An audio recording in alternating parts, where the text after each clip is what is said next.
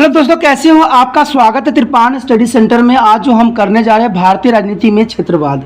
भारतीय राजनीति में क्षेत्रवाद क्या है, क्षेत्रवाद होती क्या है। यह है पॉलिटिकल साइंस, ठीक है, सेकेंड ईयर बीए, ठीक है, और यह 4th सेमेस्टर पंजाब यूनिवर्सिटी वाले बच्चों के लिए। ये जो है बहुत इंपॉर्टेंट है, चैप्टर 10 है, जिसको हमें जानना है कि जो है भारतीय राजनीति में क्षेत्रवाद क्या है, आखिर जो है रीजनलिज्म होती क्या है, क्षेत्रवाद होता क्या है। तो इसके विषय में हम चर्चा करेंगे। लेकिन उससे पहले जो है एक बात जो मैं हमेशा कहता हूँ, जिसको आपको विचार भी करना चाहिए, समझना भी चाहिए और अमल भी करना चाहिए, वो ये है कि जब भी वीडियो देखिए पूरा देखिए, क्योंकि अधूरा जानकारी सदैव खतरनाक होता है। मान लीजिए आप अधूरा जानकारी के साथ एग्जाम में बैठने जाते हो तो आप क्या होगा, आप अधूरी बातें सुन के जाओगे, अधूरी बातें देख के जाओगे, तो आप पूरा एग्ज़ाम जो है अटैम्प्ट नहीं कर पाओगे। अगर समझा रहोगे, पूरे वीडियो देख रखे होगे, समझ रखे होगे, तो आपके लिए करना आसान हो जाएगा। और साथ में एक महत्वपूर्ण बात ये भी रहता है कि जब भी आप पहली बार देखते हो वीडियो, अगर आप मान लो पहली बार देख रहे हो मेरे वीडियो, या पहले स्टूडेंट हो जिसको पता नहीं था और पहली बार आपको गलती से ये वीडियो खुल गई है और आपको अच्छा भी लगा है, तो इसको लाइक शेयर सब्सक्राइब जरूर कर लीजिए। इसमें सब्सक्राइब करना आपके हित में है, क्योंकि सब्सक्राइब कर लोगे, जैसे आपको अनजाने में वीडियो मिला था तो फिर ये खो जाएगा। क्यों? क्योंकि अगर आप मान लो अगर नाम भी याद कर लेते हो त्रिपान, ठीक है, स्टडी सेंटर, तो लेकिन जब लिखोगे, आप जब टाइप करोगे गूगल्स पे या कहीं भी यूट्यूब पे, तो वो त्रिपस कर देगा। त्रिपस कर देगा तो आपको ये खुलेगा नहीं, तो आपको लगेगा शायद कि ये चैनल एक ही दो वीडियो डाला है। लेकिन आपको पता होगा इसमें हर क्लास में, हर यानी 9th हो, 8th हो, ठीक है, चाहे 10th हो, +2 हो, ठीक है, कोई भी क्लास हो, NIOS हो, 10th हो, कोई भी हो, आपको सभी जो है क्लासों की वीडियो इस पर प्राप्त होगी और नॉलेज भी आपको मिलेगी। सभी जो होगा सिलेबस 22 होगा, हम सिलेबस से अधिक कराने की कोशिश नहीं करते हैं, ठीक है। जहाँ 9th क्लास होगा, वहाँ 10th क्लास, जहाँ पर इसके एक्स्ट्रा क्वेश्चन मांगेगा, वहाँ पर हम जरूर कराएंगे, ठीक है दोस्तों। ये तो बात आपके हित के लिए था।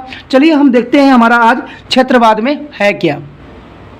क्षेत्रवाद, जैसे नाम से आपको समझ में आ रहा होगा कि भारत में स्वतंत्रता के पश्चात राजनीति में जो नए प्रश्न उभरे, उनमें क्षेत्रवाद यानी रीजनलिज्म का प्रश्न एक महत्वपूर्ण प्रश्न था। क्षेत्रवाद से अभिप्राय एक देश के उस क्षेत्र से है जो आर्थिक, सामाजिक आदि कारणों से अपने पृथक अस्तित्व के लिए जागृत है। भारत की राजनीति के क्षेत्रवाद को बहुत अधिक प्रभावित किया है और यह भारत के लिए एक जटिल समस्या भी बन के रह गई है। आज भी विद्वान है, जो भारत में आज विद्वान है, ये सब बातें आज यदि किसी व्यक्ति से पूछा जाए कि वह कौन है, तो वह भारतीय कहने का स्थान पर बंगाली, बिहारी, पंजाबी, हरियाणवी आदि कहना पसंद करेगा। आखिर ऐसा क्यों? हम भारत देश के नागरिक हैं, हमें कहना चाहिए कि हम भारतीय हैं। हम क्षेत्रवाद क्यों मान रहे हैं? यद्यपि संविधान के अंतर्गत प्रत्येक नागरिक को भारत की ही नागरिकता दी गई है, यद्यपि भारत में क्षेत्रीयता और प्रधानता की भावना इतनी पाई जाती है कि वे अपने क्षेत्र के हित के लिए, राष्ट्र हित के बलिदान करने के लिए तत्परते रहते हैं। देखिए, क्षेत्रवाद जो बंदे लोग बोलते हैं, इसमें कुछ हद तक जो है बड़े बड़े अफसर भी जिम्मेवार हैं। कारण क्या होता है, अगर आप स्कूल में एडमिशन करवाने भी जाओ तो यही कहते हैं, आप तो बिहार के हो, आप तो यूपी के हो, आप तो उत्तर प्रदेश के हो। अरे भाई, वो भारत के नागरिक हैं और उनको जहाँ होगा वहाँ पर शिक्षा प्राप्त करने का पुण्य अधिकार है। तो आप क्षेत्रवाद क्यों बांट रहे हो? सरकार कहती है कि है ये आम लोगों में पाया जाता है, लेकिन शायद सरकार को इस बात का ज्ञान नहीं है कि उनके जो बहुत ही उच्च पद पे बैठे हुए जो महारथी लोग सब हैं, वो क्षेत्रवाद को बढ़ावा दे रहे हैं। वो कहते हैं कि आप तो यहाँ इस राज्य के रहने वाले हो, आप तो इस क्षेत्र के रहने वाले हो, आप कैसे एडमिशन यहाँ करवा सकते हो। उस समय सरकार के साथ आँख खुलती नहीं है। सरकार तो कहती है ना, अपनी मंशा पूरा कर लेती है, लेकिन कभी भी जो है ज़मीनी हकीकत देखने के लिए तैयार नहीं रहती है। और जो इन बच्चों को, जो है अभिभावक को होते हैं, जो पेरेंट्स को होते हैं समस्या, उसको तो कभी नहीं कहती है, और कहती है कि लोग क्षेत्रवाद में बांट रही है। क्षेत्रवाद में कोई और नहीं बांट रहा है, इनके बड़े बड़े जो नेता बैठे पड़े हैं वो क्षेत्रवाद बना रहे हैं। अगर आपको ये बात गलत लग रहा हो तो आप अपने बच्चे को इस स्कूल से उस स्कूल में दाखिला करवा के ही देख लीजिए। आपको क्षेत्रवाद का क्लियर, और बड़े बड़े लोगों में जो पढ़े लिखे बहुत ही उच्च पद पर बैठे हुए हैं, उनकी जो विचारधारा है उससे आप अवगत अवश्य हो जाइएगा। तो इसमें यही बात भी बताया गया है कि क्षेत्रवाद जो है, यहाँ पर जो लोग हैं, बंगाली अपने आप को कहना पसंद कर रहे हैं, ठीक है, बिहारी कहना पसंद कर रहे हैं, हरियाणवी कर रहे हैं, क्षेत्रवाद में बांट रहे हैं। भारतीय क्यों नहीं कहते हैं? कारण तो यही है ना कि आप तो खुद ही इनको भारतीय होने दे नहीं रहे हो। कहीं भी जाते हैं आप क्षेत्रवाद में लेते हो। पहले आप देखते हो कि कभी भी बच्चों का एडमिशन होता है तो पहले अपने क्षेत्र के बच्चों को करते, फिर दूसरे क्षेत्र। योग्यता नहीं देखी जाती है कि इस बच्चे का कितनी योग्यता है, उनके क्षेत्रवाद देखा जाता है कि भाई ये यहाँ के पढ़ने वाले थे, इनको पहले प्रायोरिटी दी जाए। तो अरे बच्चे हैं, कहीं भी पढ़ सकते हैं, उनको योग्यता के अनुसार दीजिए ना उनकी क्षमताएं। आप तो खुद भी क्षेत्रवाद को लेकर चल रहे हो। शिक्षा जो सबसे बड़ी संस्था है जहाँ पर बच्चे को ज्ञान दी जाती है, वहाँ पर क्षेत्रवाद को सबसे बहुत अधिक महत्व दी जाती है। तो आप कैसे कह सकते हो कि क्षेत्रवाद लोग कर रहे हैं? क्षेत्रवाद लोग नहीं कर रहे हैं। क्षेत्रवाद जो बड़े बड़े अफसर बैठे पड़े हैं वो क्षेत्रवाद में बांटते हैं। आप कोई पुलिस स्टेशन में ही चले जाओ ना, ये इस क्षेत्र का मामला नहीं है, ये उस क्षेत्र का मामला है। बेशक सामने कोई किसी का हत्या कर रहा हो तो पुलिस वाले क्या कहते हैं, भाई हमारा काम नहीं है, वो उस पुलिस स्टेशन का काम है। तो ये कैसा क्यों? आप उच्च अधिकारी हो, पुलिस हो, आप एक अच्छे नागरिक भी हो। आपको प्रत्येक नागरिक का सुरक्षा देना, अगर आपके सामने कोई घटना घट रही है तो उसको आपको जो है उसको टालना, उसको सुरक्षा प्रदान करना आपका फर्ज बन जाता है। क्यों? क्योंकि आप एक भारतीय हो। आप कोई हरियाणवी पुलिस नहीं हो, आप कोई पंजाब पुलिस नहीं हो, कोई दिल्ली पुलिस नहीं हो, आप जो एक भारतीय पुलिस हो। तो आपको प्रत्येक व्यक्ति को क्षेत्रवाद के नाम पे नहीं देना है, आपने प्रायोरिटी देना है प्रत्येक व्यक्तियों के भारतीय होने पर। तो ये बातें जो होती है एक बहुत ही इंपॉर्टेंट रह जाती है यहाँ पर। कहते हैं 1950 से लेकर आज तक क्षेत्रवाद की समस्या भारत सरकार के घोर घेरे हुए हैं और विभिन्न क्षेत्रों में आंदोलन चलते रहे हैं। और इस आंदोलन के मुख्य 4 भागों में जो आधार पर जो बांटा गया है, एक है भारतीय संघ के पृथक होने की मांग की जा रही है, एक है पृथक राज्यों के समाप्त करने की मांग की जा रही है और पूर्ण राजस्व के प्राप्त करने की मांग की जा रही है। अंतर्राष्ट्रीय विवाद भी की है इसमें और राज्य के लोगों के हितों की रक्षा के लिए भी आंदोलन चलाई जा रही है। चाहे जो मर्जी हो, जब तक इनके जो है उच्च अधिकारी नहीं समझेंगे क्षेत्रवाद की समस्या शायद खत्म नहीं भी होगा। चलिए, इसमें बहुत सी बातें हैं, ये तो कुछ धाराएं हैं जो आज की जो वास्तविकता है उससे हम अवगत हुए हैं। कहते हैं ना, हम वास्तविकता को भूल नहीं सकते हैं। तो इसमें सबसे पहले पॉइंट यही आता है कि भारतीय संघ से पृथक होने की मांग, यानी कई बार क्षेत्रीय आंदोलन संघ से अलग होने के लिए किए जा रहे हैं। आज बहुत से जो है क्षेत्रीय आंदोलन चलाए जा रहे हैं जो कि अलग होने के लिए। इसमें सबसे पहले था तमिल आंदोलन। संघ से अलग होने के आवाज़ सर्वप्रथम मद्रास चेन्नई राज्य के लोगों ने उठाई थी 1960 में। डीएमके अन्य तमिल दलों ने इस मांग को पूरा करवाने के लिए व्यापक जो है आंदोलन संगठित भी किया था। और 1982 के चुनाव में डीएमके पार्टी के मद्रास और विधानसभा के 50 जो है स्थान प्राप्त हुए, जबकि 1947 के चुनाव में इस दल को सिर्फ 15 स्थान प्राप्त हुआ। डीएमके पार्टी ने नेता अन्ना दुराई ने संघ को अलग होने की मांग को दोहराया। स्वर्गीय प्रधानमंत्री नेहरू ने इस मांग को अनुचित बताया। मद्रास को वातावरण के देखते हुए संसद ने 1963 ईस्वी में संविधान में जो है 16वां संशोधन किया और इस संशोधन के अनुसार संसद को अधिकार दिया गया कि वह भारत की प्रभुता से ललकारने वाले व्यक्तियों को सजा देने के लिए कानूनी बनाए। इस संशोधन के अनुसार संसद तथा राज्य विधानमंडल के चुनाव लड़ने वाले उम्मीदवार को संविधान के प्रति और राष्ट्र के प्रभुता, सत्ता एवं एकता को बनाए रखने के लिए शपथ लेनी होगी। इस संशोधन के परिणाम स्वरूप डीएमके ने भारत से अलग होने की मांग को छोड़ दिया, परंतु 1971 ईस्वी में तमिलनाडु के मुख्यमंत्री करुणानिधि ने कहा कि तमिलनाडु भारत के अलग होना निश्चित व अनिवार्य है। तो चलिए, ये तो मंत्री कहे, मैंने कहा ना कि बड़े बड़े लोगों की ही मांग होती है अलग होने की, लोगों की मांग नहीं होती है। वो लोगों को भड़का के अपनी मांगों को पूरा रखते हैं। उसके बाद था मिजो आंदोलन। असम में मिजो हिल के जिले के लोगों ने भारत से अलग होने की मांग की और इस मांग को पूरा करवाने के लिए उन्होंने मिजो नेशनल फ्रंट की स्थापना भी की। चीन के आक्रमण के समय MNF को अवरोध घोषित कर दिया गया था और मिजो हिल क्षेत्र को संघीय क्षेत्र बना दिया गया था। इस संघीय क्षेत्र को मिजोरम का नाम दिया गया था और इसका उद्घाटन प्रधानमंत्री इंदिरा गांधी ने 21 जनवरी 1972 ईस्वी को किया। मिजो नेशनल कॉन्फ्रेंस और लैंड डेंगा के नेतृत्व में स्वतंत्र मिजोरम के लिए आतंकवादी गतिविधियां जारी रखी और 1972 में लैंड डेंगा इंग्लैंड भाग गए और वहां से मिजो नेशनल फ्रंट के निर्देश देते रहे। कहते हैं 1976 में 1980 में लॉर्ड डेंगा के समझौते के लिए बातचीत हुई जो विफल रही। तीसरी बार बातचीत 1984 ईस्वी में आरंभ हुआ और 25 जून 1986 को केंद्र सरकार और मिजो फ्रांस में समझौता हुआ और लॉर्ड डेंगा के मुख्यमंत्री बनाया गया और 1987 में मिजोरम को पूर्ण राज्य बना दिया गया। तो ये जो है बात समय समय पर जो है आवाज़ उठाई जाती है और उठाना जो है इनका स्वभाव सी बन गई है। नागालैंड की मांग। मिजो जिलों की तरह असम के नागा पहाड़ी क्षेत्र में रहने वाले लोगों ने स्वतंत्र नागा राज्य की मांग की। उन्होंने मिजो नेता को इस बात को मनवाने के लिए नागा नेशनल काउंसिल की स्थापना भी किया। नागों ने अपनी मांगों को पूरा करवाने के लिए हिंसक तथा अराजकता का कार्यवाही की, जिससे सेना को बुलाना पड़ा और 1962 में 13वें संशोधन द्वारा नागालैंड को भारतीय संघ का जो है 16वां राज्य बना दिया गया। इसके बाद भी नागालैंड में कोई विद्रोह नागरिक ने अपना आंदोलन जारी रखा। कहते हैं ना कि जिस आंदोलनकारी की जितना आप मांग मानते रहोगे ना, वो उसकी और भी साहस जो है बढ़ती चली जाती है, और वो जो है अभी भी मांग रखता है। जब नागालैंड की मांगें पूरी कर दी गई, जब 16वां राज्य बना दिया, लेकिन नागालैंड में कई विद्रोह क्यों हो रहे हैं? क्योंकि जो चाहते हैं उनकी मंशा कभी पूरी होती ही नहीं है। वो बार बार मांग करेंगे, जितने आप मांग पूरा करोगे वो उतने मांग और भी रखेंगे। उसके बाद है पृथक राज्य के प्राप्त करने की मांग। कई बार क्षेत्रीय आंदोलन अलग राज्य की स्थापना के लिए किया जाता रहा है। 1956 के राज्य के पुनर्गठन से प्रत्येक राज्य संतुष्ट नहीं है। मुंबई राज्य के लोगों ने सर्वप्रथम अलग राज्य की मांग भी की, जिसके परिणाम स्वरूप 2 नए राज्य बने, महाराष्ट्र व गुजरात की स्थापना हुई। पंजाब में अकाली दल ने पंजाबी सूबे की मांग भी किया। ठीक है, अकाली दल ने पंजाबी सूबा की मांग को लेकर व्यापक सतह पर आंदोलन चलाया। पंजाबी सूबा के आंदोलन के विरुद्ध जनसंघ के नेतृत्व में महापंजाब का आंदोलन भी चलाया गया। इस आंदोलन ने पंजाब को बहुत हानि हुई और 66 ईस्वी में अकाली दल की मांग को अस्वीकार कर दिया गया और पंजाब 2 राज्य में विभक्त कर दिया गया, पंजाब और हरियाणा। पंजाब को पहाड़ी इलाके के हिमाचल प्रदेश में मिला दिया गया। तो कहते हैं लोगों की मंशा की वजह से क्या होता है, राष्ट्र जो होते हैं, राज्य जो होते हैं, अलग अलग हो जाते हैं। उसके बाद था झारखंड का आंदोलन। झारखंड आंदोलन भी इनमें से एक था। स्वतंत्रता के पश्चात भी आदिवासी उतने ही गरीब हैं जितने ही पहले थे। अंत आदिवासियों ने अलग झारखंड राज्य की स्थापना की मांग रखी। पुत्र झारखंड राज्य का अपना जो था आदिवासी नेता मरांग गोमक ने सबसे पहले देखा था और इस मांग की पूर्ति के लिए बिहार में झारखंड मुक्ति मोर्चा की स्थापना भी की गई। झारखंड मुक्ति मोर्चा ने बिहार, पश्चिम बंगाल, उड़ीसा और मध्य प्रदेश के 21 जिलों को मिलाकर झारखंड राज्य की स्थापना भी की। झारखंड मुक्ति मोर्चा ने कई बार जोरों से आंदोलन चलाए।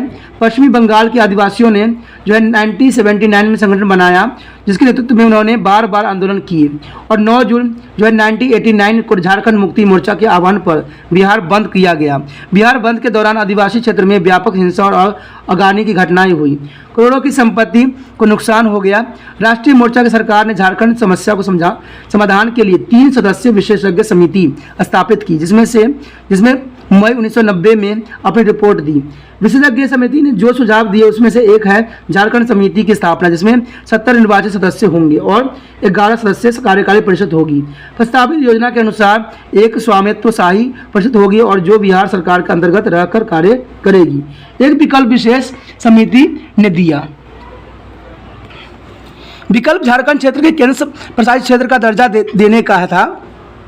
उत्तर झारखंड राज्य के लिए झारखंड क्षेत्र में अखिल झारखंड छात्र संघ और झारखंड पीपुल्स पार्टी ने 2 मार्च जो है 1992 को आंदोलन शुरू किया। 1992 में आंदोलन शुरू किया झारखंड मुक्ति मोर्चा, जो 21 मार्च 1992 का आंदोलन शुरू किया गया और जो था 22 मार्च और 3 अप्रैल 1992 ईस्वी तक आर्थिक नाकाबंदी भी की गई। कहते हैं 28 मार्च और 5 अप्रैल 1992 को झारखंड मोर्चे को केंद्र से बातचीत विफल रही और जो है 16 मार्च 1993 को झारखंड ने आंदोलनकारियों को अनिश्चितकालीन आर्थिक नाकाबंदी का आंदोलन शुरू किया और 20 अप्रैल 1993 को दक्षिण बिहार के आदिवासी क्षेत्र में 35 दिनों चल रही आर्थिक नाकेबंदी को झारखंड नेता ने प्रधानमंत्री नरसिम्हा राव से समस्या के निदान हेतु आश्वासन के बाद स्थगित कर दिया।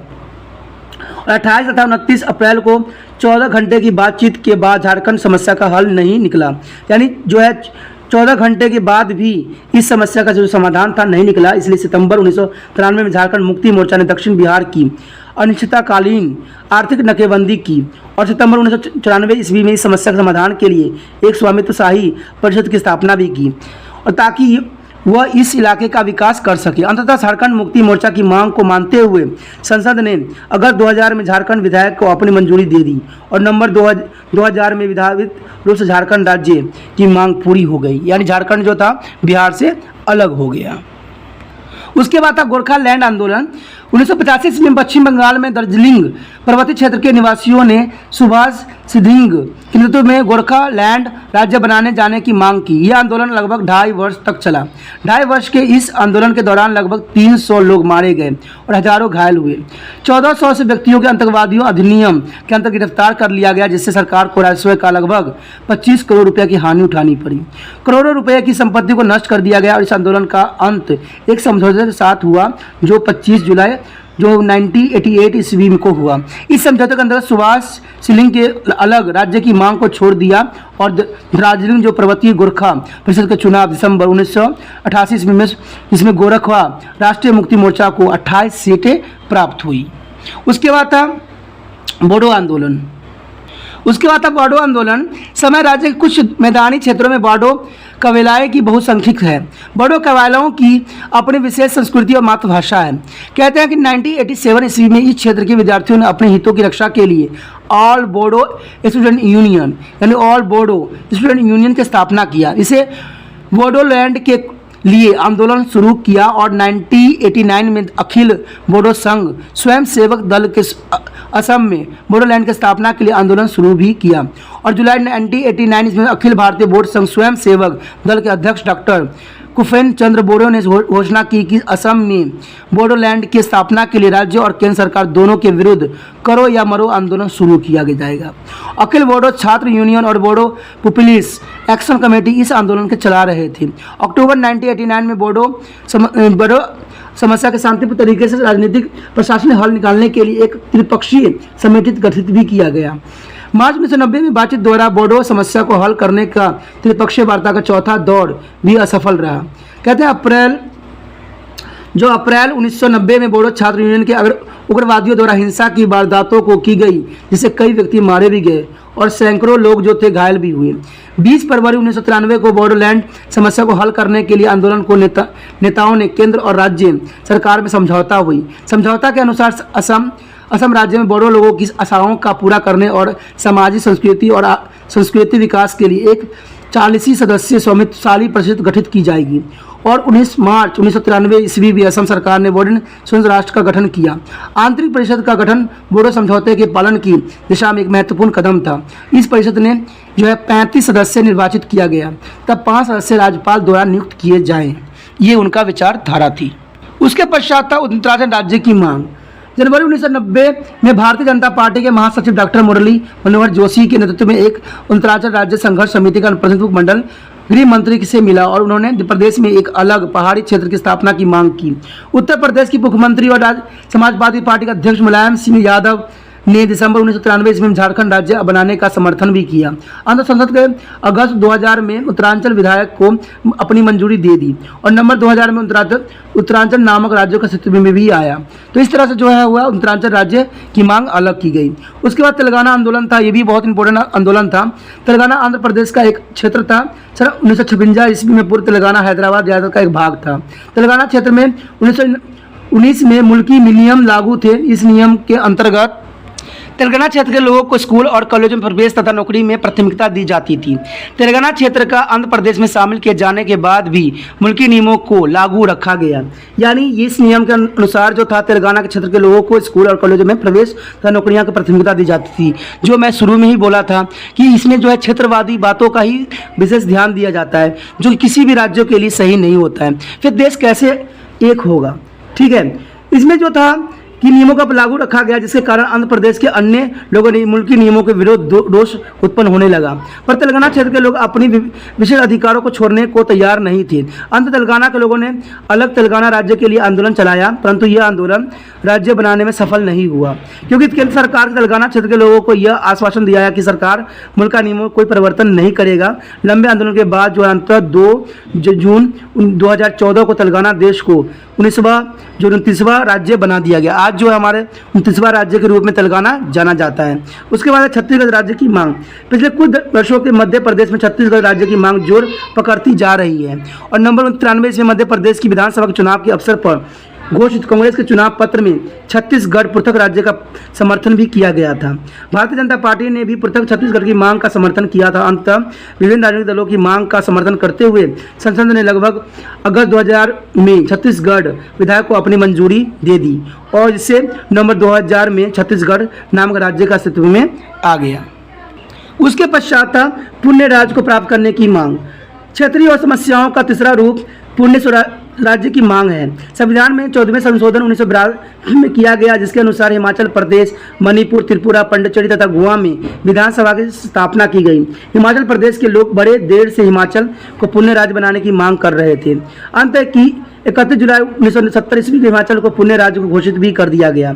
अब 1990-70 के में दिल्ली में मेट्रोपॉलिटन परिषद ने दिल्ली को पुण्य राज्य बनाने की मांग भी किया, परंतु केंद्र सरकार ने इस बात को रद्द कर दिया और 1972 में मणिपुर तथा त्रिपुरा भी पुण्य राज्य बना दिए गए। दिसंबर 1986 में गोवा को पुण्य राज्य का दर्जा देने के भी आंदोलन शुरू हुआ और संसद ने जो है 1987 में गोवा को पुण्य राज्य का दर्जा देने का बिल पास भी कर दिया। गोवा भारत का जो है 25वां राज्य है और 1969 संशोधन द्वारा संसदीय क्षेत्र दिल्ली को राष्ट्रीय क्षेत्र यानी कि नेशनल कैपिटल टेरिटरी बना दिया गया। तो इस तरह से जो है हर राज्य जो है अपने आप को अलग कर रहा है। क्यों कर रहा है? क्षेत्रीयवाद होने की वजह से। आज जो है हर लोग जो है क्षेत्रवाद को लेके ही आगे बढ़ रहे हैं, भारत को नहीं लेके बढ़ रहे हैं। भारत को लेके बढ़ना ही इनका दायित्व होना चाहिए। उसके बाद हमारा आया अंतर्राज्यीय विवाद। क्षेत्रीय और समस्या के अन्य रूप के बीच पारंपरिक विवाद। इस तरह का पहला विवाद मैसूर और महाराष्ट्र में हुआ।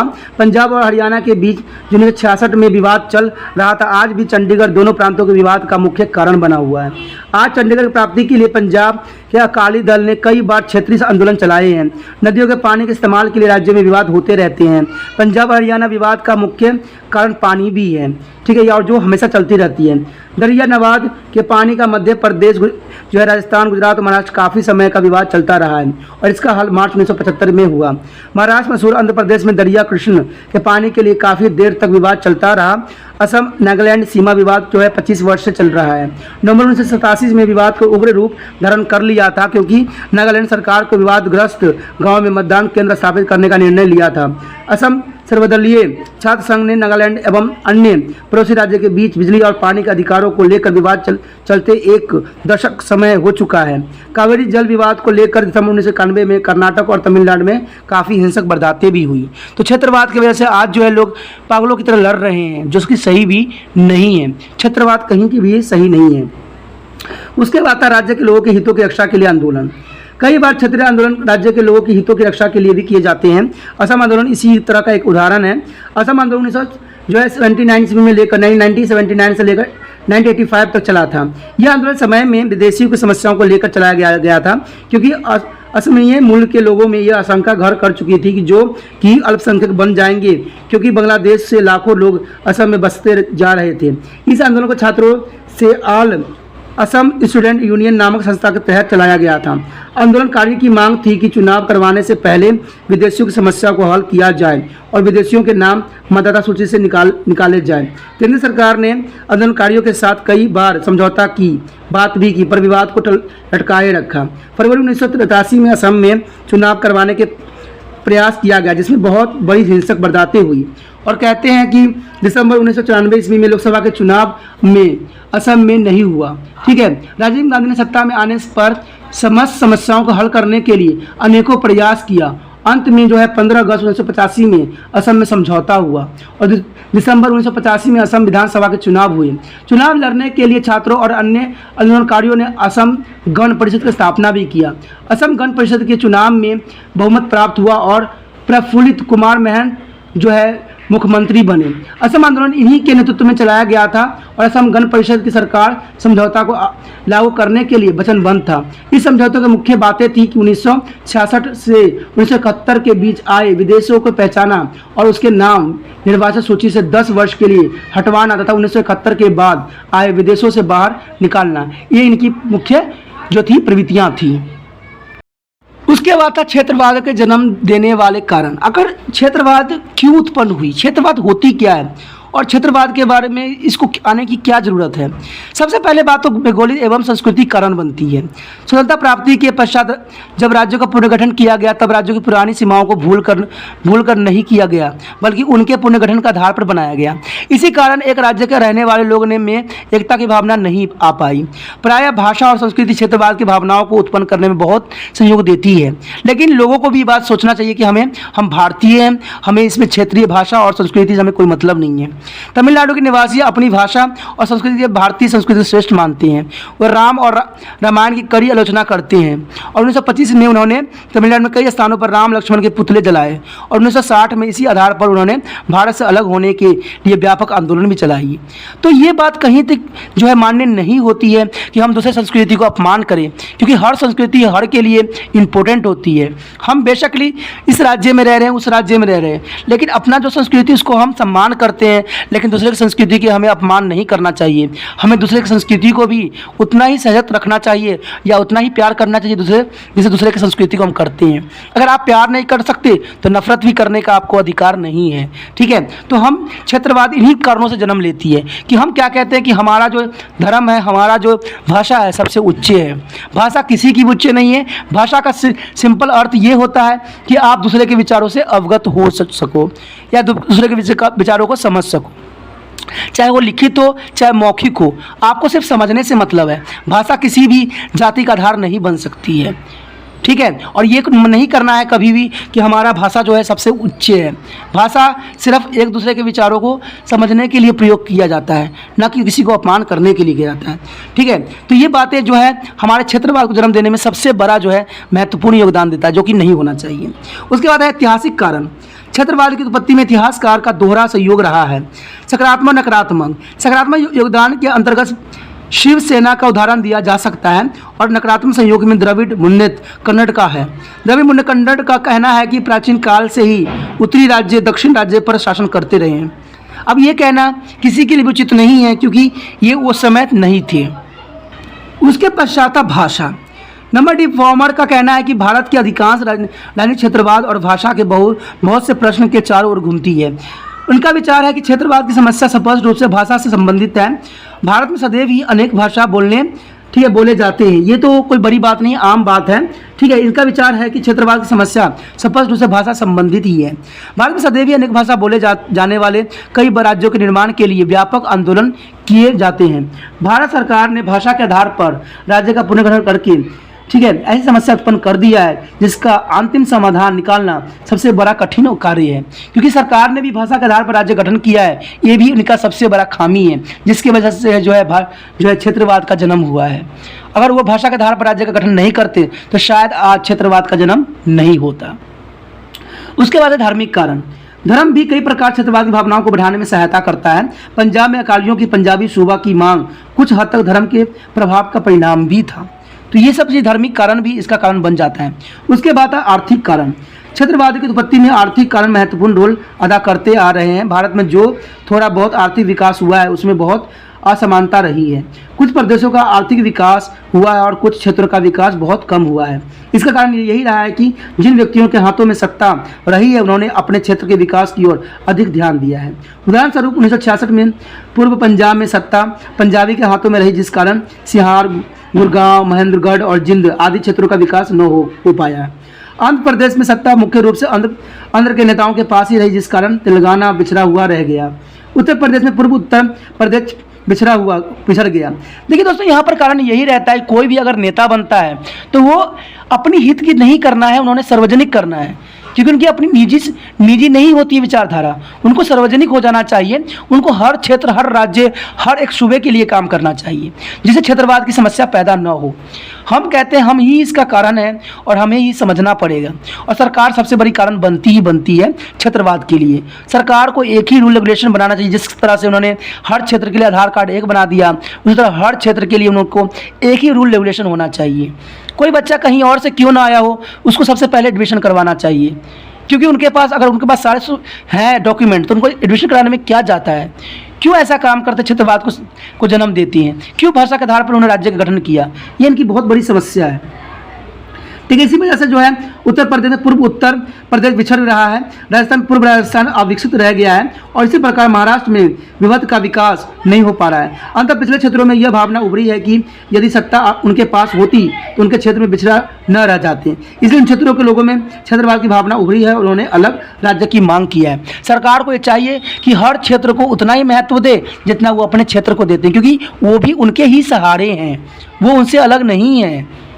अगर वो उनसे दो नज़रिया करेंगे तो शायद वो पिछड़े रहेंगे और कई तरह के आंदोलनों को भी जन्म देंगे। इसलिए सरकार को चाहिए कि जिस क्षेत्र में आप सरकार बना रहे हो, आपके लिए प्रत्येक क्षेत्र जो है आपके लिए बहुत ही महत्वपूर्ण उतना ही रखता है जितने क्षेत्र आप जिस क्षेत्र में रहते हो वो रखता है। इसलिए हर क्षेत्र का विकास करना आपका प्राथमिकता बन जाता है। उसके पश्चात है राजनीतिक कारण। क्षेत्रवाद की भावनाओं को भड़काने में राजनीतिकों का भी बहुत बड़ा हाथ है। कई राजनीतिक ये सोचते हैं कि यदि उनके क्षेत्र के अलग राज्य बना दिया जाए तो उनकी राजनीतिक महत्वाकांक्षा को पूर्ति हो जाएगी और उनके हाथ में सत्ता आ जाएगी। तो ये भी वही बात आ जाती है ना, जैसे जिन्ना ने किया था कि वो अगला पाकिस्तान के मांग कर लिया और वो अपने वहाँ का जो है राष्ट्रपति बन गया और प्रधानमंत्री बन के बैठा, यानी उसको उतना क्षेत्र मिल गया उनको राज्य करने के लिए। तो आज राज्य में भी ऐसा ही उनकी भावना है कि अगर मैं शिवों को अलग कर दूंगा तो वहाँ पर मेरे प्रभुता जम जाएगी और उस क्षेत्र पर मैं राज करूँगा। तो शायद उन्होंने जो सोच रखा है वो देश हित के लिए कभी कदाचित उचित नहीं है और इससे क्या होगा, हमारा देश जो है टुकड़े टुकड़े में बट जाएगा। और आपको पता है कि टुकड़े टुकड़े में बटना किसी भी देश को गुलाम बनाने के लिए सबसे इम्पोर्टेंट ही होता है। तो आज वही नीति अपना रहे हैं जो कुछ समय पहले यहाँ के प्रशासकों ने किया था, शासन ने किया था। उन्होंने इसी तरह से अपने राज्यों को अलग अलग कर दिया जिसकी वजह से अंग्रेजों ने इस पर अधिकार कर लिया। आज वही कार्य आज हमारे जो हैं मंत्री लोग कर रहे हैं। उसके बाद था रजनी कटोरी ने क्षेत्रवाद की उत्पत्ति के संबंध में लिखा भी है। उन्होंने कहा भी था कि पृथकता की भावना उनमें अधिक शक्तिशाली और खतरनाक है। मैंने अभी बोला है ना कि ये सबसे अधिक खतरनाक होता है। सबका यही विचारधारा होगा। जहाँ ऐसी आर्योत्तर जातियाँ हैं जो भारतीय संस्कृति की धारा में पूर्ण रूप से मिल नहीं पाई है, जैसे उत्तर पूर्व की आदिम जातियों का क्षेत्र है, यहाँ भी भारतीय लोकतांत्रिक व्यवस्था और सरकारी विकास कार्यक्रम का भी प्रभाव पड़ रहा है। धीरे धीरे इस क्षेत्र के लोग भी देश के राजनीतिक में भाग लेने लग गए हैं, पर राजनीतिकरण की यह प्रवृत्तियाँ सभी अभी शुरू हुई ही है। दूसरी ओर निकता के प्रसार के अपने पृथक अस्तित्व की भावना भी उभरती है, इसलिए इनको संभालने के लिए विशेष व्यवस्था करनी पड़ती है। राजनीतिक गतिविधियां बढ़ने और शिक्षा तथा आर्थिक विकास के फलस्वरूप छोटे समूह में अब तक दबे पिछड़े हुए समूह थे। अधिकार और स्वायत्तों की आकांक्षाओं को उठाना स्वाभाविक ही है। उसके पश्चात क्षेत्रवाद का राजनीति में योगदान। देखिए, क्षेत्रवाद होने में राजनीति को बहुत ही सहूलत मिल जाती है, बहुत ही तरह से उनको फायदा होती है। क्षेत्रवाद के आधार पर राज्य केंद्रीय सरकार में सौदेबाजी करती है और ये सौदेबाजी न केवल आर्थिक विकास के लिए होती है बल्कि कई महत्वपूर्ण समस्याओं के समाधान के लिए भी होती है। इस प्रकार के दबाव से हरियाणा राज्य का निर्माण हुआ।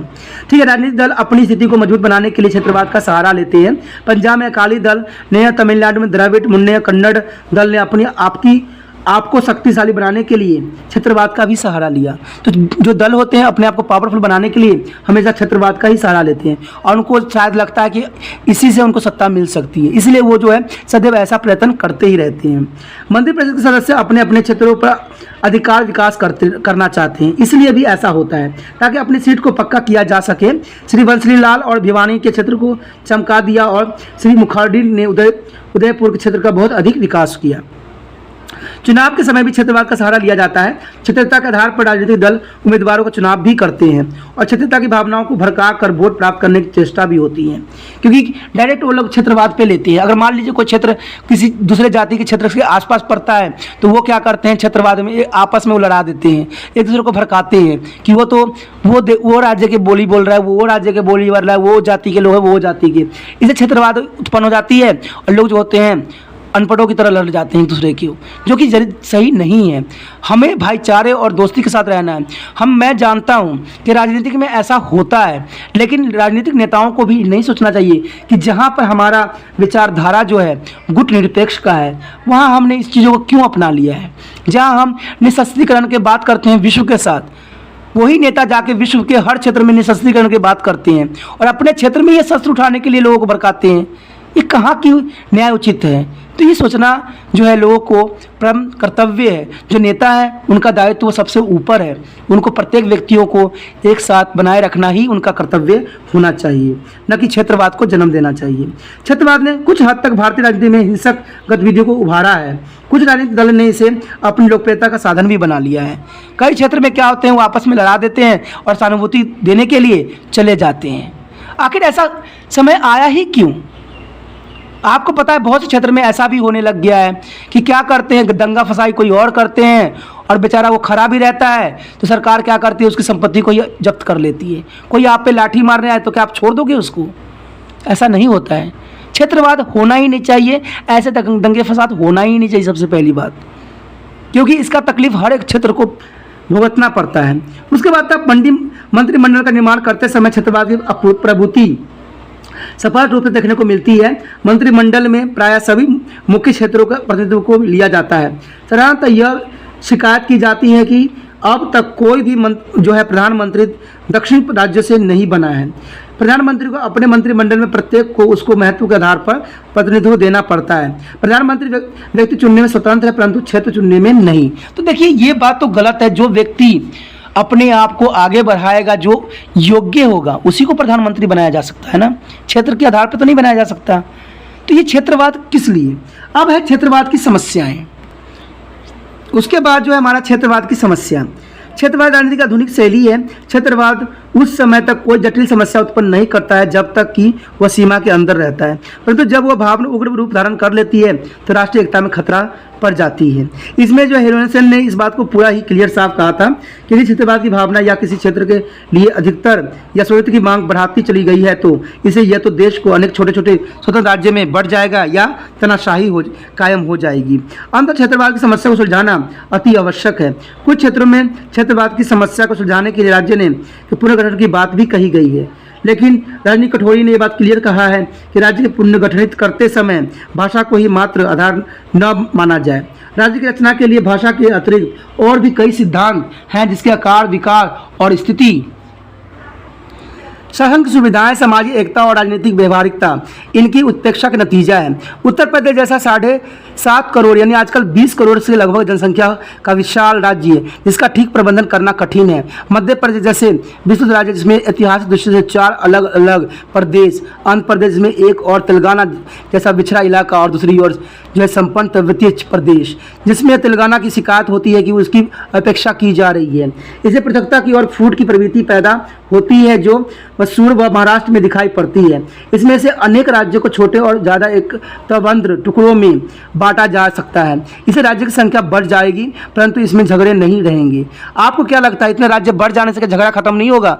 मैंने कहा ना, जब आपने उस क्षेत्र को 2 टुकड़े कर दिए, दूसरा नेता आएगा तो उसको 4 टुकड़े करेगा और 5वां जो आएगा उसको 10 टुकड़े करेंगे। ऐसे करते करते जो है हमारा राज्य ही खत्म हो जाएगा और हम जो होंगे पता न क्या हो जाएंगे। तो इसलिए इस बातों को ध्यान नहीं देना चाहिए। आप अपनी योग्यता से अपने क्षेत्र के योग्य उम्मीदवार बनो, लोगों के लिए काम करिएगा तो लोग जरूर आपको सहयोग देंगे, क्योंकि लोग भी कहते हैं कि काम कीजिए आपको वोट मिलेगा। लेकिन शायद ये बात राजनीतिक नेताओं को कभी समझ में नहीं आएगी क्योंकि उनकी मंशा तो है ही नहीं अच्छी।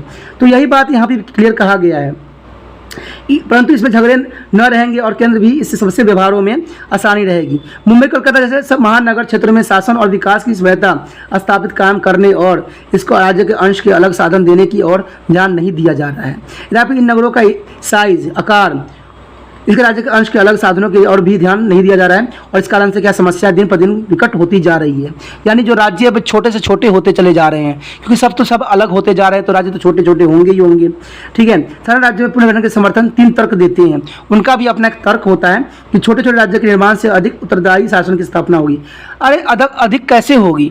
आप छोटे छोटे टुकड़े कर दोगे। मान लो एक ज़मीन है, उसमें जो था बड़े बड़े ट्रैक्टरों से खेती की जा रही थी, लेकिन उसका 4 भाई था, उसने क्या किया, खेत को उसको 4 टुकड़ों में कर दिया। अब वहाँ पर ना तो ट्रैक्टर चलाई जा सकती है ना कृषि ढंग से हो सकती है, तो उसको आप क्या करोगे? वो तो व्यर्थ चली गई ना। एक बहुत बड़ा फील्ड रहता है, उसमें जो है कृषि करना, हर चीज़ करना, सुविधा देना आसान हो जाता है। अगर वही काम आप लोगों को संसाधन देने में, उनको विकास करने में लगाइएगा तो कितना महत्वपूर्ण होगा। वो पूरा क्षेत्र भी बना रहेगा। छोटा टुकड़ा कर देने से कोई राज्य विकसित नहीं हो सकता है, ये गलतफहमी में हो। एक प्रधानमंत्री देश का होता है, राष्ट्रपति होता है, उसका भी यही फर्ज बनता है कि प्रत्येक क्षेत्र का उतना ही महत्वपूर्ण स्थान है जितना उनके अपने क्षेत्र का है। तो जब प्रधानमंत्री राष्ट्रपति संभाल सकते हैं पूरे राष्ट्र को, तो आप मुख्यमंत्री होकर एक राज्य को संभालने में आपको इतनी तकलीफ क्यों आती है? आपको तकलीफ आती है, आप कुछ नहीं बोल रहे, लेकिन दूसरा व्यक्ति क्यों बोल रहे हैं ऐसे। तो ये सब चीज़ें बहुत ही इंपॉर्टेंट होता है। अगर ऐसा नहीं हुआ, ठीक है, ऐसे लोग करते रहें तो शायद आने वाले टाइम में जो है हमारे देश के छोटे छोटे जो राज्य के छोटे छोटे टुकड़े हो जाते हैं। आपको पता है इसका सबसे बड़ा एग्जाम्पल जो है बिहार है, जो कि बिहार अलग राज्य बन गया, झारखंड अलग हो गया, ठीक है, तेलंगाना अलग हो गया। ऐसे बहुत से राज्य हैं जो अलग हो गए, हरियाणा अलग हो गया पंजाब से, तो छोटे छोटे राज्य में कन्वर्ट हो गया। तो कैसा लग रहा है, बहुत अलग सी लग रही है। सब में अलग प्रशासन, अलग मांग, अलग मुख्यमंत्री, अलग उनके संसद परिषद। आपको पता है इसका बोझ किस पे पड़ेगा? आम नागरिकों पे पड़ेगा। आम नागरिकों की जेब खाली होगी, क्योंकि इतने सारे प्रशासन चलाने के लिए इतने सारे पैसे कहाँ से आते हैं? आम जनता से वसूली जाती है। तो जितने मुख्यमंत्री होंगे, जितने यहाँ पर वहाँ मंत्री परिषद होंगे, जितने मंत्री होंगे, उतने पैसे तो उनके जेब से जाएगा ही जाएगा। बेशकली वो लोग कल्याण के काम ना करें, लेकिन अपने जेब जरूर भरने लग जाएंगे। तो राज्य अधिक होने में फ़ायदा नहीं है, हमें एक होने में। अगर यही बात पंडित जवाहरलाल नेहरू सोच रहे होते तो शायद हम जो 28 या 29 राज्य अब हमारे देश में हैं, शायद वो 100 राज्य भी हो जाते। क्योंकि उनके जो है, आपको पता ही है कि सभी जो देशभक्त थे, उन्होंने सभी राज्यों को एक करने में अपने महत्वपूर्ण योगदान दिया।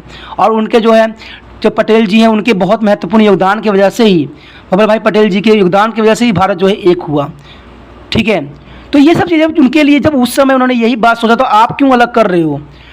तो इससे क्या होगा, हमारा क्षेत्रवाद तो बनेगा ही ना। जनरल सी बात है। संविधान राज्यों को पुनर्गठन के समर्थन 3 तर्कों पर दी गई थी। छोटे छोटे राज्यों में बनाना, जो कि बहुत ही होगा, प्रशासन और जनता में समीप का समर्पण स्थापित होगा और शासन में कार्यकुशलता आ जाएगी। प्रशासन तो ये कहते हैं कि प्रशासन और जो है जनता में समीपता आएगी, आपस में बात करेंगे। आपको पता है एक बार प्रशासन बन जाने के बाद ना, वो गरीबों तक तो पैर तक भी नहीं डालती हैं। तो उनमें समीपता की कहाँ से आ जाएगी? आपको तो सिर्फ गद्दी चाहिए, सिर्फ आपको अलग करना है। ठीक है, छोटे छोटे राज्यों को, उस क्षेत्र को आर्थिक विकास अधिक होगा। विकास तो आप साथ में रह के भी कर सकते हो। ठीक है, विकास करने की सिर्फ इच्छा होनी चाहिए मन में। यदि पहले ही राज्य पुनर्गठन आयोग की बातों को मान लिया जाता तो अलग राज्य की स्थापना के लिए जो आंदोलन हुए नहीं होते। आंदोलन तो लोगों के स्वार्थ के लिए होते हैं। अगर अलग ही करना होता तो 1857 क्रांति के बाद सारे राज्य 50 टुकड़े में नहीं बट जाते। फिर हमारे देशभक्तों ने उनको एक क्यों किया, सबको एक क्यों मिलाया? आज जो है आधुनिकता के युग में हम जो है अलग अलग राज्यों को बांट रहे हैं, शायद हमारे देश हित में नहीं है। अगर ऐसा हुआ तो जिन्होंने बलिदान दिया था देश को और राज्यों को एक करने में, उनका जो प्रयत्न थी वो सारे मिथ्या सिद्ध हो जाएगी। उनका जो होगा करने का जो उद्देश्य था वो सारे मिथ्या रह जाएगी। ये बात सभी को सोचना चाहिए और विचार करना चाहिए। अब सब बातों पढ़ने के बाद, सभी चीज़ समझने के बाद, सभी जो क्षेत्रवाद की बातों को समझने, कारण उद्देश्य सब समझा हमने, बहुत ही बातों से हमने समझा और इस पर निसंदेह इस निष्कर्ष पे निकल आए हैं कि निसंदेह जब क्षेत्रीय और प्रांतीय राष्ट्रीय हितों को टकराती है तो देश की एकता और उसकी मजबूती और अखंडता की गंभीर खतरा पैदा हो जाती है। जब यही बात जो है मैं क्लियर कहना चाहता हूँ कि जब है राष्ट्रीय हित आपस में टकरा जाएगी, एकता और उसकी मजबूती में, अखंडता में गंभीर खतरा हमेशा बनी रहेगी और दूसरा राज्य जो है आकर फिर फूट डालने का वही कार्य शुरू कर देगी। आज भी क्षेत्रीय और समस्या मुंह खोले खड़ी है। जुलाई 1980 में तत्कालीन प्रधानमंत्री इंदिरा गांधी ने महाकाज फाउंडेशन को सम्मेलन में बोलते हुए चिंता भी व्यक्त किया था कि देश में क्षेत्रीय, प्रांतीय, भाषी संकरीयता और कबालीय प्रवृत्ति फिर से पनप रही है। यानी कई राज्यों में भाषा अथवा अन्य आधार पर टुकड़े कर पृथक राज्य बनाए जाने की मांग भी उठाई जा रही है। परंतु समस्या का हल करने के लिए आवश्यक है कि किसी भी आंदोलन व असंतोष की आवाज़ को समझने में भूल नहीं किया जाना चाहिए। और हर एक आंदोलन न राष्ट्र विरोधी होती है और न ही सरकार विरोधी होती है। उन्हें बल व शक्ति की कुचलने की बजाय लोगों की समस्या को समाधान करने पर बल देने की जरूरत है। देखिए इन्होंने कितनी अच्छी बात दिया कि उनको राज्यों को अलग करने की जगह पर सिर्फ लोगों की समस्याओं पर हल करने की आवश्यकता है। जब इतने इतने बड़े नेताओं ने ऐसी सी बातें किया तो आज हम क्यों ऐसा कर रहे हैं? मुझे तो लगता है कि शायद ये नेता सब पढ़े लिखे अगर अधिक होते तो शायद इतिहास पढ़े होते और बड़े बड़े नेता जो उन्होंने अपने देश को उन्नति पर पहुंचाने के लिए महत्वपूर्ण योगदान दिए होते तो उनके बारे में पढ़े होते और जाने होते कि सभी ने यही बात पर बिल्कुल जोर दिया हुआ है कि जब बल और शक्ति के कुचलने की बजाय लोगों को समस्याओं के समाधान करने पर बल देने की ज़रूरत है। क्योंकि लोग तो समाधान चाहते हैं, लोग तो सुविधा चाहती है कि हर तरह की तकलीफ़ों का वो जो है सही उच्चारण और सही उपचार हो। यदि देश में क्षेत्रीय और प्रांतीय व अन्य कई प्रवृत्तियाँ पनप रही है तो इसका कारण यह है कि पिछले वर्षों से संबंधित वर्गों की तरक्की नहीं हुई है। यानी लोग तभी आवाज़ उठाते हैं जब आप बन तो जाते हो, उस क्षेत्र के मुख्यमंत्री बन जाते हो या प्रधानमंत्री बन जाते हो, लेकिन आप उस क्षेत्र को अनाथ कर देती हो, आप उस क्षेत्र पर देखते ही नहीं हो। इसका सबसे बड़ा जो एग्जाम्पल था कलंडी था। कलंडी में जब इंदिरा गांधी गई तो इंदिरा गांधी के जाने की वजह से बहुत चीज़ें जो हुई वहाँ पर सुधरी। तो कलंडी क्यों बनाई गई, कलंडी क्यों थी? क्योंकि वहाँ पर नेताजी के पैर तक भी नहीं पड़ते हैं। बेशक उस राज्य के वो शासक बन जाते हैं, लेकिन कुछ क्षेत्र में तो उनका पैर तक भी जो है आने की इजाज़त नहीं देती है। तो ऐसा क्यों? तो ये जो क्षेत्रवाद को जन्म देती ही देती है। इन्हें अपने पिछड़ेपन का आभास भी हुआ है। तो इसी के साथ जो है ये हमारा क्षेत्रवाद जो है बहुत इंपॉर्टेंट है। मैं यही कहना चाहूँगा कि क्षेत्रवाद किसी भी देश की तरक्की के लिए सबसे ज़्यादा उचित नहीं है, क्षेत्रवाद नहीं होना चाहिए। अब प्रत्येक जो माननीय जो उच्च पद पे विराजमान है उनको हर क्षेत्र को उतना ही प्रायोरिटी देना चाहिए जितना कि उनको अपने क्षेत्र को देते हैं। इसी के साथ दोस्तों चैप्टर खत्म हो रही है। अगर चैप्टर आपको अच्छा लगा, समझाने का तरीका अच्छा लगा तो लाइक शेयर सब्सक्राइब जरूर कीजिए। ठीक है, इसमें सब्सक्राइब करना आपके हित में है, क्योंकि तभी आपको जो है मेरे वीडियो का नोटिफिकेशन मिलता रहेगा। आपने जो त्रिपाण स्टडी सेंटर के साथ टाइम व्यतीत किया इसके लिए धन्यवाद। और सदा जो त्रिपाण स्टडी सेंटर जो रहेगा आभारी रहेगा। अगर आपको भी आभार व्यक्त करना है तो अपने व्हाट्सएप स्टेटस पे जरूर भी इसका लिंक को पेस्ट कीजिए। अगर लिंक आप व्हाट्सएप स्टेटस पे लगा लीजिएगा तो कोई भी बच्चा जो होगा जिसको ज़रूरत होगा वो या आपकी जो लगाए गए स्टेटस को देखेगा और इसका फ़ायदा उठाएगा। क्योंकि देखिए दोस्तों, कहते हैं ना कि अलग करने से कोई फ़ायदा नहीं होगा, अलग रहने से भी कोई फ़ायदा नहीं रहेगा। अगर आप चाहते हो कि आपकी भी भलाई हो, दूसरे की भलाई हो, क्या पता उस बच्चे को कुछ गलती पता लग जाए और आपको बता दे और मैं समय रहते हुए सुधार लूँ। तो इसलिए एक दूसरे को बांटोगे तभी जाके कुछ गलतियों का पता भी लगेगा। चलिए, ये तो अच्छी बात थी आपके लिए। हम अगले वीडियो में मिलेंगे, अगले जोश के साथ मिलेंगे। ओके दोस्तों, अपना ध्यान रखना, बाय।